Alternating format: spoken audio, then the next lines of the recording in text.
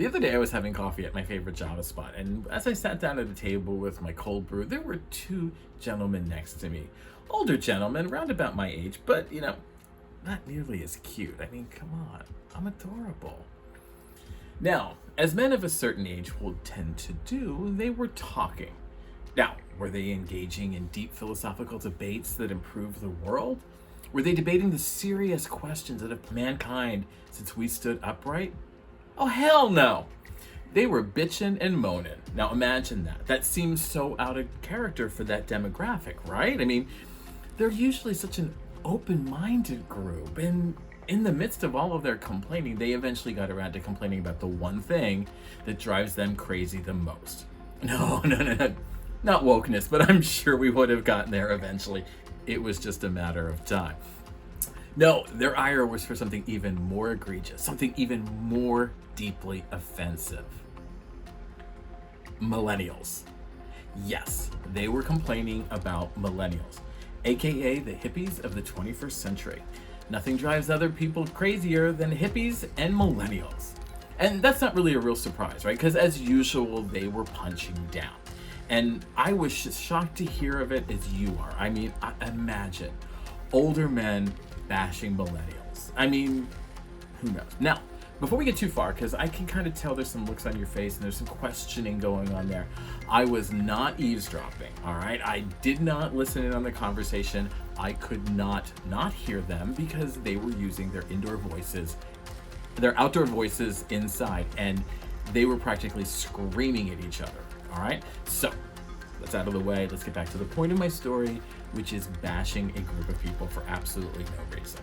Now, let me start by saying, millennial bashing, so 2012. I mean, you need to tighten that shit up, all right? Join us here in the 21st century. You might like, no, take that. They're definitely not gonna like it, I can tell. All right, secondly, why you gotta hate on a huge group of consumers, a huge base that has money to spend. A good portion of millennials are in their 30s, early 40s. That is a massive buying block. Most of them, some of them, are facing challenges and problems that your business can solve for them in ways that make sense, in ways that they understand, in ways that they want. And that sounds like it should be a love connection, right? Because the only difference between those old boys as consumers and millennials is millennials are just at a different point in their life. At one point, those consumers were also in their 30s and 40s. It's not bad. It's not good. It's just how it is. And that's all it should be. That's how it is. And that brings me to my third point. And I know this is going to sound harsh, and just stick with me, okay? Those gentlemen, those older gentlemen, their base is a lot like them, which means that they are also older.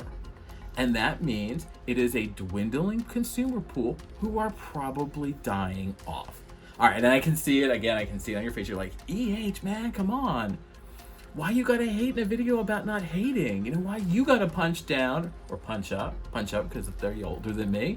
And I gotta say, look, I know it sounds harsh and I know it sounds really cruel, but the truth hurts sometimes. But I can tell, I hear you. I'm gonna, let's say drifting off, all right? They have a small consumer base who are quickly drifting off. Yeah, okay, that sounds a little bit better, but any way you cut it, it is a shrinking consumer base. Now, every smart business owner knows if they want to grow their business, let alone maintain a business, they got to be constantly bringing in new consumers. Consumers who want what they're selling, who are right for the business, no matter their age, no matter their place in life. And there are a lot of millennials who could be buying your stuff, who want to buy your stuff. You just need to reach out to them. You need to talk to them. You need to get to know them, and maybe, just maybe, show them a little love and affection and understanding, rather than trading in stereotypes, rather than painting a whole group of consumers with such a broad brush. So I gotta ask, wouldn't it be better to start welcoming and appreciating them now? Wouldn't it be better to get to know them now, rather than when there's no choice? Because at some point you will need them. Let's not lie, you are going to need them at some point. And the worst sales tactic in the world is desperation.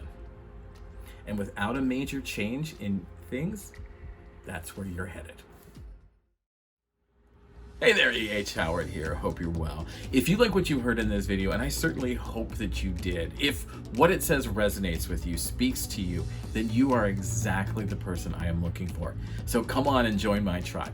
Together we can bring back a world that's built on mutual respect, appreciation, and understanding between ourselves and our consumers. And frankly, who doesn't want that, right?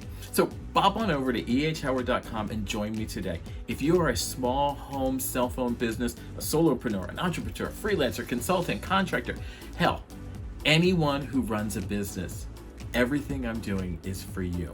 So come on over and join a tribe that gets you, that wants to help you be the best that you can be, a tribe that wants to help you succeed. I'll see you there.